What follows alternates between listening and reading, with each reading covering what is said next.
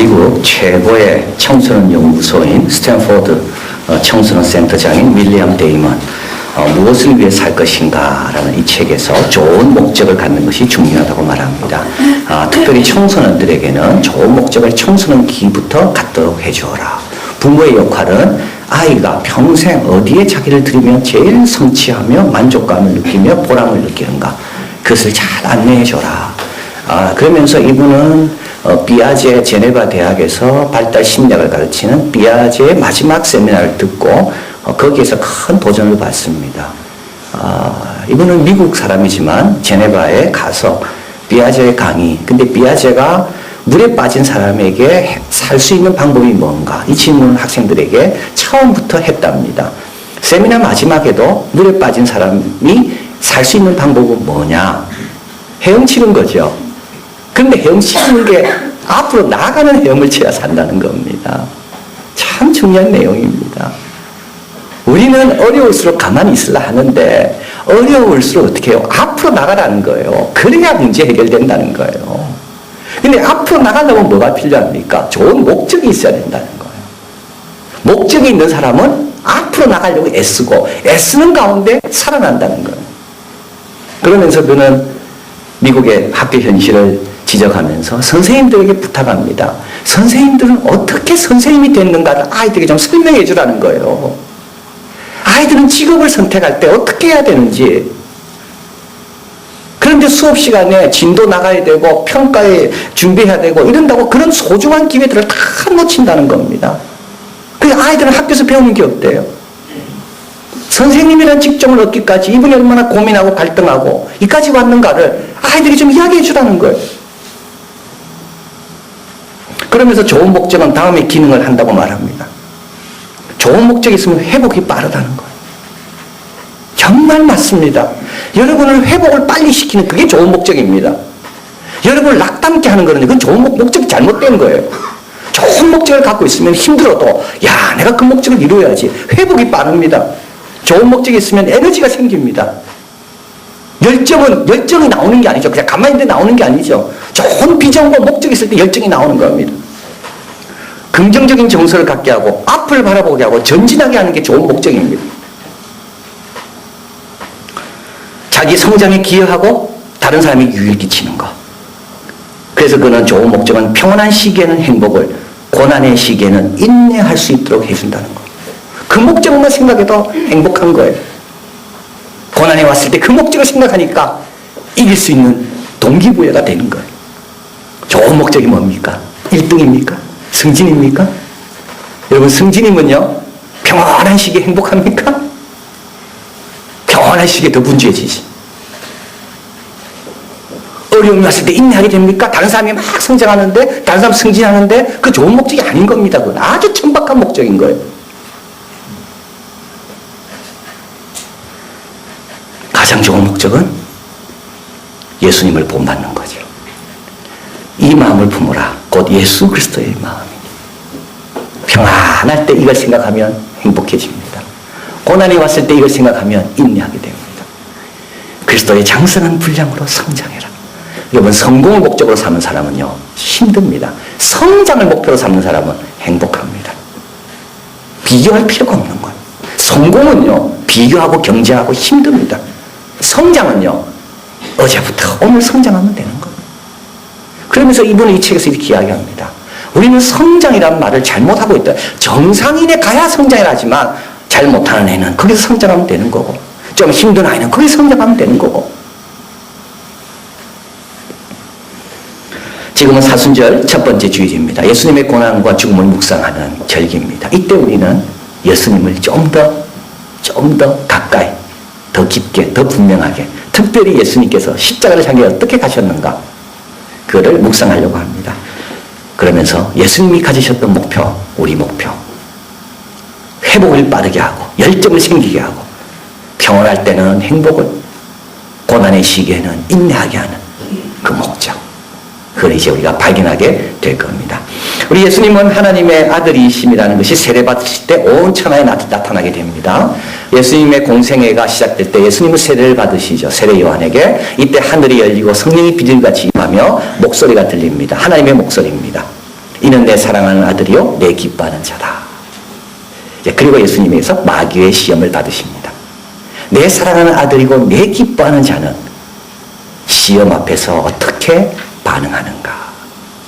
내 사랑하는 아들이요 내 기뻐하는 하나님의 자녀라면 여러 가지 유혹 앞에서 우리는 어떻게 반응해야 되는가? 그걸 지금 이제 보여주는 겁니다. 특별히 우리 예수님은, 이 마태는 예수님과 이스라엘 백성과를 같이 이렇게 대조하면서 견주면서 설명합니다. 우리 예수님께서 헤롯을 피해서 애굽으로 피신하시잖아요. 이스라엘 백성이 애굽에 있었죠. 우리 이스라엘 백성이 출애굽에서 나오잖아요. 그러다 홍해를 건너잖아요. 그것처럼 우리 예수님도 세례를 받으시는 것이 이제 홍해 사건과 견주입니다. 우리 예수님께서 40일 동안 금식하셨죠. 이스라엘 백성은 광야에서 40년 동안 하나님 앞에 연단을 받았습니다. 그런데 이스라엘 백성은 광야에서 실패했습니다. 우리 예수님은 광야에서 성공하십니다. 오늘도 광야가 나오죠. 오늘 인용하셨던 모든 말씀은 신명기 6장과 8장에 나오는 다 광야에 관련된 말씀입니다. 그런데 예수님의 이 시험은 단지 이스라엘을 제한하는 것만 아닙니다. 메시아적 역할을 어떻게 감당하실 건가? 하나님의 아들로서 예수님은 하나님께 어떻게 충성하고 어떻게 반응하시는가? 그래서 오늘 본문은 예수님의 십자가를 다 보여주는 본문입니다. 자, 오늘 첫 번째 시험이 있습니다. 오늘 본문에 한번 가보겠습니다. 2절, 3절 같이 있습니다. 40일을 밤낮 금식하신 후에 줄이신지라 시험하는 자가 예수께 나와서 가로되 내가 만일 하나님의 아들이거든 명하여 이 돌들이 떡덩이가 되게 하라. 예수님께서 금식하신 다음에 줄이셨습니다. 줄이셨다는 말은 필요가 많다는 거죠. 그때 이제 사탄이 나타나서 네가 하나님의 아들이거든. 이 하나님의 아들이거든이라는 말은 하나님의 아들이기 때문에 이 말입니다. 이걸 인정하고 들어가는 말이지 이걸 확인하라는 말이 아닙니다. 너는 하나님의 아들이지 않냐 이 말입니다. 너는 하나님의 아들이고 능력도 있는데 왜 배고픈 채로 있냐 이 말입니다. 그래서 돌이 떡이 되게 해라. 예수님은 뭐라 말씀하시는가 하면 사람이 떡으로만 살 것이 아니요. 하나님의 입으로 나오는 모든 말씀으로 살 것이다. 여러분 가정에 배고픔이 있습니까? 여러분 가정에 문제가 있습니까? 여러분 가정에 필요가 있습니까? 진짜 필요를 채우는 것은 뭐라고요? 떡이 아니라 뭐라고요? 하나님 말씀이라는 겁니다. 참 중요한 내용입니다. 우리 가정이 줄여 있는 이유는 떡이 없어서가 아니라 말씀이 없어서 줄여 있다는 겁니다. 세상에 있는 우리는 모든 문제를 떡으로 해결하려고 합니다. 그게 바로 사탄이 우리에게 하는 겁니다. 떡만 있으면 해결된다. 근데 예수님은 사람이 떡으로만 살 것이 아니다. 광야 40년을 걸을 때 우리는 떡을 먹지 않고 만나를 먹고 살았다. 하나님의 자녀와 하나님의 백성은 떡보다 먼저 뭘 추구한다고요? 하나님과의 관계를 더 추구하는 겁니다. 참으로 중요한 내용입니다. 여러분이 필요를 구하기 전에 뭘 먼저 구해야 됩니까? 하나님과의 관계 회복을 먼저 구해야 됩니다. 왠지 아십니까? 떡을 가지면 어떻게 되는데요? 떡을 가지면 하나님과 멀어지거든요.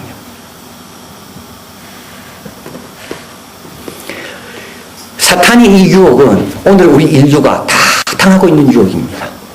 우리는 끊임없이 문제 해결을 위해서 기술을 개발해 왔습니다. 기술을 갖는 순간 어떻게 됩니까? 우리는 기술을 의지하고 기술에 의존해서 살아갑니다. 기술이 발달된 나라일수록 하나님을 잘 안 믿어요. 기술은 끊임없이 우리에게 유혹하죠. 이 문제는 또 다음 기술이 된다. 그 다음 기술 되면요. 또 문제가 있거든요. 그 다음 기술을, 그 다음 또 기술이 된다. 계속 기술을 붙들어라. 근데 기술을 붙들면서 우리는 어떻게 되나요? 하나님과 멀어지는 것.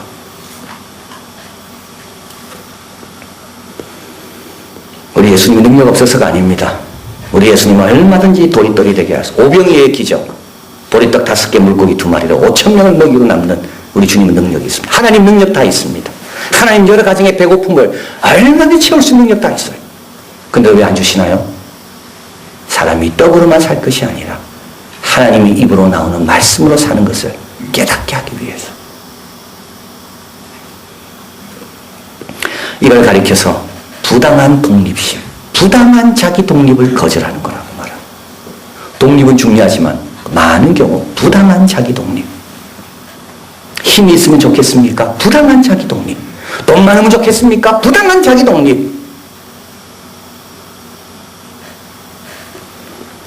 부당한 자기 독립은 잘못된 것임을 예수님은 가르쳐 주시는 겁니다. 떡이 가지고 뭐 할 건데요? 떡 가지고 우상하게 간다니까요. 매튜 헨리는 말합니다. 마귀는 아버지께 기도하여 그것을 떡으로 만들어 주실 것을 구하지 않는다. 마귀는 자기를 낮추는 일에 대해서는 아무것도 하지 못한다. 단지 자기를 높은 일에 대해서 하나님을 의지하는 것에서 벗어나게 하고 자기 스스로 만족하게 하는 그 일을 위해서 마귀는 끊임없이 부추긴다. 그래서 뭐라 해? 다시 한번 앞에 스크린 읽습니다. 기억하라. 풍족할 때도 하나님 없이 살 수 있다는 생각을 해서는 안 되고 또한 공경 중이라도 우리는 하나님을 의지하여 사는 법을 배워야 된다. 꼭 기억하십시오. 풍족할 때 조심해야 되는 것. 부당한 자기 독립. 끊임없이 우리가 노력하고 몸부림치고 하는 게 다 뭡니까? 부당한 자기 독립 아닙니까? 부당한 자기 독립. 하나님 없이도 문제 해결할 수 있도록 많은 것을 비추게 들려는 것. 부당한 자기 독립. 예수님 말씀합니다. 사람은 그걸로 사는 게 아니라는 것. 하나님 입으로 나오는 말씀만이 우리에게 참된 만족이요 기쁨이다. 주께서 그걸 말씀하는 거. 두 번째 시험은 장소가 이제 바뀌게 됩니다. 5절 같이 읽습니다. 이에 마귀가 예수를 거룩한 성으로 데려다가 성전 꼭대기에 세우고. 자, 우리 아담과 이브는 거룩한 동산에서 시험받았고 예수님은 거룩한 성전에서 시험받고 시험은 어디나 있습니다. 시험은 문제가 아니죠. 시험을 받는다는 것 자체는 문제가 아닙니다. 시험에 빠지는 게 문제죠. 그리고 시험은 강할수록 더 강한 시험이 오는 겁니다. 예수님에게는 더 강한 시험이 가는 겁니다. 성전 꼭대기는 어떤 곳입니까? 성전은 예루살렘 높은 곳에 있었습니다. 근데 높은 곳 중에도 꼭대기는 어떤 가장 높은 곳이죠. 가장 높은 곳은요, 어떤 곳입니까? 한치의 여유가 없는 곳이 가장 높은 곳입니다. 모든 사람이 다 볼 수 있는 곳. 누구의 시선도 피할 수 없는 곳. 적의 공격에 그대로 노출되어 있는 것. 어떤 여분, 여지가 하나도 없는 것. 이게 바로 성전 꼭대기입니다. 거기에 있기는 어려워요. 거기에 있는 것도 현기증이 나요. 거기 있는 건 너무 괴로워요. 그래서 거기 있을 때 어떤 생각이 들겠습니까? 하나님이 나를 사랑하시나? 나를 왜 이곳에 두셨나? 그래서 마귀가 시험하는 겁니다. 뛰어내려라. 거기에 있지 마라. 뛰어내리면서 하나님이 너를 사랑하는지 한번 증명하도록 하나님께 요구해라. 많은 사람이 지금도 하나님을 시험합니다. 여러분도 저도 시험할 경우가 많이 있어요. 시험이 뭔데요? 신앙을 눈으로 보는 것으로 제한하려는 겁니다. 뭐가 눈으로 나타나야지만 하나님 나를 사랑한다고. 그래서 눈으로 나타나게 좀 보여달라고 하나님을 강제하는 것이 신앙이, 그게 시험입니다. 시험은요, 뭔지 아십니까? 하나님을 하나님 위치에 두지 않고 종의 위치로 두는 것이 시험입니다. 하나님 앞에 뭘 자꾸 하라고 이야기하잖아요. 그것도 내가 원하는 방식으로. 예수님은 뭐라 말씀하죠? 시험하지 말라. 하나님이 나를 여기에 두셨으면 하나님의 뜻이 있을 거다.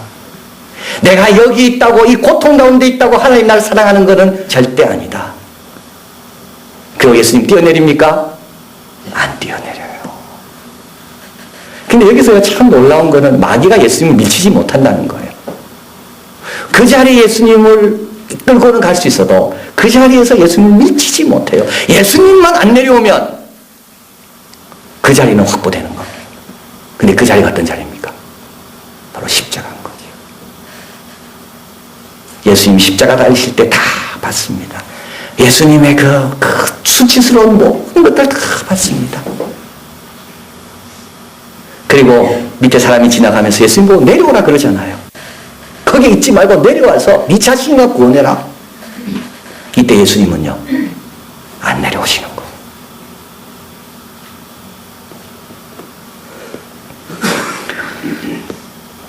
잠언 3장 같이 한번 보겠습니다. 11절 12절 같이 있습니다. 내 아들아, 여호와의 징계를 경히 여기지 말며 그 꾸지람을 싫어하지 말라. 대저 여호와께서 그 사랑하시는 자를 징계하시기를 마치 아비가 그 기뻐하는 아들을 징계함 같이 하시느니라. 경히 여기지 말라는 말은 뭡니까? 함부로 판단하지 말라는 거예요. 내가 지금 당하는 고난에 대해서 쉽게 생각하지 말라는 거예요. 하나님의 깊은 뜻이 있다는 거예요. 요셉이 감옥에 갔습니다. 경히 여기지 않습니다. 요셉이 보디발 집에 팔려갔습니다. 경히 여기지 않습니다. 사도 바울에게는 눈에 가시가 있었죠. 3번 어깨 없애달라고 기도했습니다. 하나님께 그대로 내버려 두세요. 경히 여기지 않습니다. 가볍게 여기지 마세요. 여러분에게 주어진 고통, 십자가 같은 그런 많은 사람들이 보는 그런 수치와 같은 그런 자리에 나를 왜 세우시는가? 쉽게 생각하지 말라는 거예요. 사랑하고 기뻐하시기에. 거기에는 변함이 없기에. 그리고 그 십자가 때문에 우리가 구원받는 것처럼 내가 있는 그 고난 때문에 많은 하나님의 뜻이 이루어질 것이니까 잘 견디라는 거예요. 아까 말씀드린 스탠포드 청소년 센터장인 윌리엄 데이먼은 다음과 같이 말합니다. 청소년들은 가장 험난한 환경 속에도 생존할 수 있다. 어떤 조건에서든 아이들은 배울 수 있으며 자신에게 충족감을 주는 것들이 존재한다. 그렇기 때문에 너무 여기 가지 마라 저기 가지 마라 이거 못한다 이거 위험하다 그러지 말라는 거예요. 지금 미국 학교에는 정글짐이 없어졌대요. 위험하다고. 차가 다니는 곳에 놀지 못하게 다 법을 해놨대요. 위험하다고. 뭐든지 아이들이 이건 위험하고 저건 위험하고. 그리고 조금만 이상이 있으면 이 아이는 장애가 있다고. 일반 아프리카 나라 가면 그건 아무것도 아닌데 과거에 그런 덜 어떤 의학적인 정보가 있을 때는 그냥 야단치고 참으라 그러고 기도하라 그러고 이래가 다 고친 건데 오늘날은 조금만 문제 있으면 발달장애, 학습장애 다 환자 취급하고 그게 아이들이 안 좋다는 거예요. 그런 말 합니다. 어디든지 배울 수가 있다. 어디든지 성취감을 주는 것이 있다. 어디든지 성장할 수가 있다.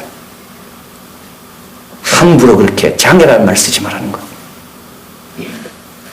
그러면서 이야기합니다. 배움의 범위를 확장시키라고 이야기해줘라.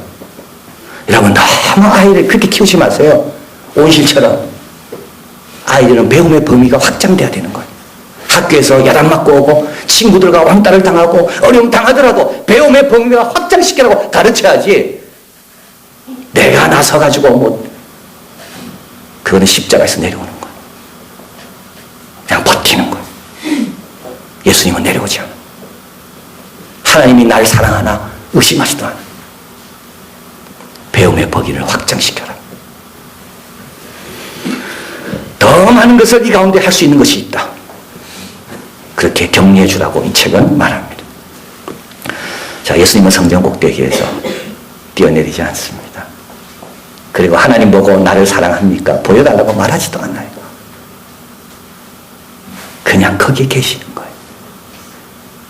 오전 9시부터 오후 3시까지 십자가 위에 그냥 계시는 거예요.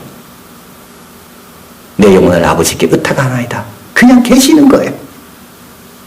그러면 하나님께서 다 알아서 하시는 겁니다. 이게 이기는 겁니다. 자, 그래서 예수님은 돌로 떡이 되게 해라. 부당한 자기 독립을 부인하십니다. 필요를 채우는 것보다 관계에 대해서 더 관심이 많습니다. 예수님은 뛰어내리고 싶지만 하나님의 사랑을 증명하고 싶지만 증명하지 하나님을 종의 위치에 갖다 두지 않습니다. 그 자리에 있으라면 그걸 소중한 줄 알고 그 자리를 지키는 거. 마지막으로 마귀는 예수님을 높은 곳으로 데려갑니다.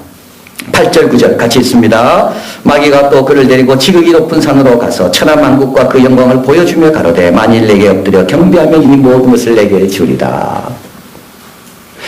그런데 여러분 참 이게 예수님이 하나님이 원래 약속하신 겁니다. 시편 2편 8절 내게 구하라 내가 열방을 유업으로 주리니 내 소유가 땅 끝까지 이르리라. 약간 혼돈스럽습니다. 하나님이 준다 한 걸 사탄을 통해서 준다는 말씀인가? 하나님이 나에게 평안을 준다 약속했는데 이 평안이 이쪽으로 온다는 말인가? 근데 여러분, 항상 조심해야 될 게 있습니다. 열방을 주겠다는 말은 사탄의 경우는 지금 주겠다는 거고 십자가 없이 주겠다는 겁니다. 하나님도 주시겠다고 했지만 하나님은 십자가를 통한 다음에 주시겠다는 겁니다. 항상 여러분 생각하십시오. 더 좋은 방법, 더 쉬운 방법이 제시될 때 이때 조심해야 되는 거예요. 왜 이스라엘 사람들이 우상 숭배에 빠집니까? 하나님이 주겠다는 걸 더 쉽게 주겠다고 그러거든요. 하나님은 쉽게 안 주십니다. 왜냐하면 그것보다 우리의 인격의 성숙이 더 중요하니까, 우리의 믿음의 연단이 더 중요하니까. 하나님은 왜 기도를 계속하게 하십니까? 빨리 응답하지 않고 기도하면서 내가 인내를 배우니까. 근데 사탄은요, 지금 주겠다는 거예요. 그래서 어떻게 하라고요? 세상 영광만 바라보라는 거. 그리고 자기에게 절하라고. 이 절하라는 말은 뭡니까? 하나님이 보이지 않는 겁니다. 여러분, 우상에 빠지면요, 이런 것들에 집착하기 시작하면 성공에 집착하고 명예에 집착하고 물질에 집착하고 어떤 출세에 집착하게 되면 꼭 기억하십시오. 우리의 시선은 아주 왜곡되고 제한됩니다. 그래서 안 보여요. 동료도 안 보이고 우리 자녀도 안 보이고 어떻든 내가 저 목표를 달성해야 된다. 그래서 우상숭배에 빠지면 시몬 베드로가 이야기합니다. 우상숭배는 동굴 안에 살아가는 데 꼭 필요한 것이고, 우상숭배에 빠지면 아무리 좋은 사람도 지적 이해력과 선의가 좁게 한정되는 것을 피할 수가 없다. 안 보여요, 안 보여. 내가 기독교 학부형인지 안 보여, 안 보여. 우리 아이만 그냥 잘 되면 되는 거예요, 그냥. 하나님께서 나에게 어떤 복을 주시고 어떤 기쁨을 안 보여, 안 보여. 아담과 이브가 그런 겁니다. 선악과를 보니까 보암직, 지혜롭게 할 만큼 탐스럽고 먹음직, 그거 자꾸 보니까 딴 게 안 보이는 거예요. 에덴 동산을 거니시는 하나님도 안 보이는 거예요. 자기에게 이브를 보내신 하나님의 그 사랑, 축복 하나도 생각 안 나. 우리 예수님 뭐라 말씀합니까? 주 너희 하나님만 경배하고 그를 섬겨라. 그럼 언제 이런 시선이 확보됩니까? 다시 시선이 확보되는, 시야가 다시 회복되는 길이 있는데, 그건 뭐냐 하면 겸손해질 때 그렇습니다. 세상 영광 앞에서 내가 뭐라고. 그래서 주 너희 하나님만 경배하고 그를 섬기라는 이 구절은 어디서 왔는가 하면 신명기 6장에서 왔습니다. 내가 채우지 아니하는 아름다운 물건이 가득한 집을 얻게 하시며, 네가 피합하지 아니하는 우물을 얻게 하시며, 네가 심지 아니하는 포도원과 감람나무를 얻게 하시며, 너로 배불리 먹게 하실 때에 너는 조심해라. 너를 애굽 땅 종되었던 집에서 인도내신 여호와를 잊지 마라. 종이라는 거 겸손입니다. 다시 겸손으로 돌아가면 온전한 시야가 확보됩니다. 내 하나님 여호와를 경외하며 섬기며 그 이름으로 맹세해라. 그 다음에 이게 나오는 거예요. 내 출발이 어땠는지를 확인해 보는 거예요. 내가 어떤 구원을 받았는지를 생각해 보는 거예요. 그러면 어떻게 돼요? 겸손해지는 거예요. 그러면 온전한 시야가 확보되는 거죠. 시몬 베드로는 지렛대와 저울 비유로 이를 설명합니다. 지렛대는 뭡니까? 이렇게 뭐가 밑으로 눌러야지 팍 올라가는 거 아닙니까? 내려와야 올라간다는 거예요. 저울의 추도 마찬가지입니다. 무거운 게 누르면 누를수록 저울의 추는 올라갑니다. 높은 시야를 가지려면 겸손해져야 돼요. 자꾸 영광, 자꾸 뭐 이런 거 자꾸 바라보는 사람은 오히려 더 어떻게 시야가 좁아집니다. 그러나 겸손해지는 일, 오히려 우리는 높이 바라보는 것, 가장 높이 바라보는 것이 하나님을 제대로 그 은혜를 바라보는 거죠. 예수님의 진정한 위대함은 자기 주장이 아닙니다. 권능을 가지고 발휘한 데 있지 않습니다. 그분의 위대함은 겸비한 자세로 몸소 고난을 당한 데 있습니다. 그리고 유혹에 맞서는 저항의 중심에는 두 가지가 있다고 봅니다. 사탄의 모든 유혹에 맞서는 저항의 중심의 두 가지. 하나는 충성이고 하나는 사랑입니다. 근데 여러분 가만히 보십시오. 충성과 사랑은 누구에게 있습니까? 겸손한 사람에게 있는 거예요. 교만한 사람은 충성하지 않아요. 교만한 사람은 충성받으려고 그러지 충성하지 않아요.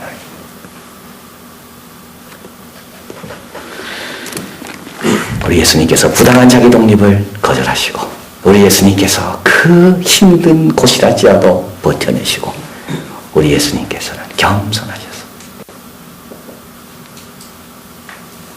늘 하나님을 온전하게 섬기셨기에 십자가의 구원은 온전하게 이루어졌고 우리는 하나님의 자녀가 되었습니다.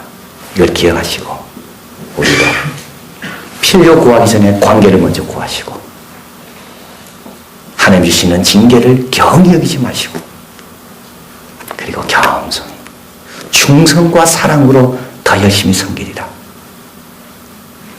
이런 우리를 통하여 하나님 원하시는 바가 이루어질 줄 믿습니다.